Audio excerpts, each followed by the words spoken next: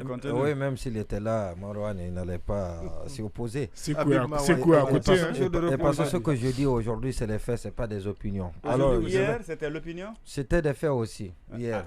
Allez-y, vous avez la parole. Alors, je me transporte au ministère de l'Agriculture parce qu'il se passe de très bonnes choses là-bas, il faut le dire. Et comme vous l'avez dit, tout n'est pas mauvais. Et quand c'est bon, il faut bien le dire. Alors, la campagne agricole, le montant a été défini, c'est 110 milliards. Et le gouvernement, à travers le ministère de l'Agriculture, le ministère de l'Agriculture aussi à travers le FODA, c'est le Fonds de développement agricole qui a été mis en place et qui promet bien évidemment injecter 110 milliards pour aider les agriculteurs. Vous savez, l'année dernière, ça n'a pas été du tout facile à cause de la crise, la conjoncture liée au manque d'intrants, à la rareté, elle était internationale cette conjoncture. Et on a annoncé, le FODA a annoncé, c'était lors du conseil d'administration, de son premier conseil d'administration, que cette aide... Il a dit qu'il va, pourvu que cette fois-ci, les montants annoncés puissent être décaissés. Ah, absolument, les montants annoncés. Et en plus, on dit que les montants iront directement vers les agriculteurs. Les bénéficiaires. Vers les bénéficiaires, les personnes important. concernées. Vous savez, par le passé, et il faut reconnaître que le président Alpha Condé a mis beaucoup d'argent dans l'agriculture pour arriver à la mécanisation de l'agriculture. Mais malheureusement, les intermédiaires ont donné une autre direction aux montants qui ont été débloqués et ça, c'est vraiment grave. Et donc, le ministre entend corriger cela et voudrait, Nanya Lembari, qu'on a reçu plusieurs fois, qui a des idées très lumineuses, donc entend corriger cela pour directement atteindre les bénéficiaires, les personnes concernées. Mais au-delà, comme pour dire que l'agriculture, ça va un peu bien, il faut le reconnaître. Il y a la filière ananas par exemple.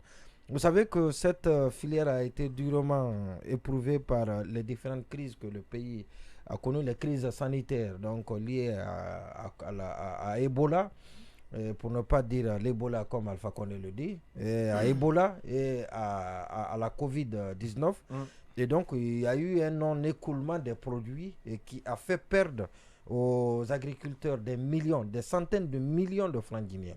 Et donc, c'était un véritable souci. Et puis, voilà, donc la filière est en train de se redynamiser.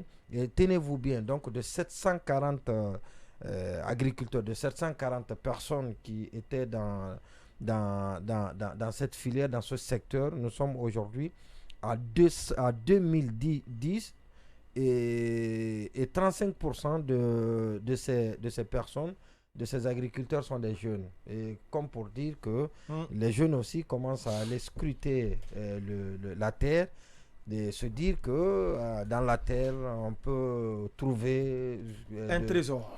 Bien sûr. Et ça, c'est déjà un conseil pour tout le monde. Labourer ses enfants. Et le FODA, il est là pour les projets. Et on dit, et ça, nous serons là pour apprécier. Et parce que le discours est une chose et l'acte en est une autre. Il est dit que tous les bons projets dans le domaine agricole sont les bienvenus et seront financés par le FODA. Contrairement à la fois passée, parce que c'est les banques qui devaient garantir le financement des projets. Et nous savons comment ça se passe avec les banques. C'est toujours des garanties qu'on demande pour quelqu'un qui est à sa première initiative, expérience tentative.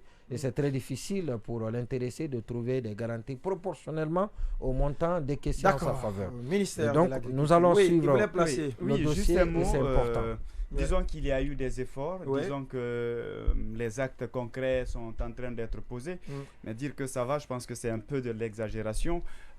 Quand on prend un peu ce secteur, quand on prend la distribution des engrais par exemple, je pense qu'à ce niveau-là, pour les accompagner et pour les indiquer vraiment où il faut prendre les taureaux par les cornes, à ce niveau, ça n'a pas du tout marché. Oui, parce que le président de la Chambre d'agriculture ne sait ni lire écrit. Alors, bon, disons, en tout cas, à ce niveau, on a reçu pas mal de plaintes, pas mal. Et évidemment, ça a des impacts sur la production. Ça, c'est un facteur.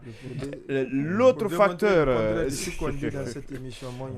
D'accord, donc je disais, là, il faut multiplier un peu les efforts à ce niveau-là. là, parce que ça a un impact direct sur la production. Il y a aussi des citoyens qui ont perdu leur plantation, leur champ de riz. Je pense que c'est oui, pour les accompagner. J'ai suivi un reportage la dernière fois de la Haute-Guinée, et là d'ailleurs, Mandiana, c'était un peu l'impact de l'exploitation minière. Donc c'est exproprié par une société. Justement, donc il y a un peu la bénédiction des autorités. Donc je pense qu'il y a ceux qui prennent leur argent, qui prennent des hectares, qui investissent, qui valorisent à défaut de les accompagner quand il y a un malheur de ce genre. C'est important quand même de les accompagner, et surtout le prix. On est à un niveau, je pense que c'est les agriculteurs. Et la dans compatibilité entre la terre et l'intrant. Parce justement. que quand vous amenez des intrants qui ne sont pas compatibles parfois sur des terres, au lieu que les intrants ne fassent pousser comment on appelle ça, les grains, finalement ça va les détruire. On a vu tout ça.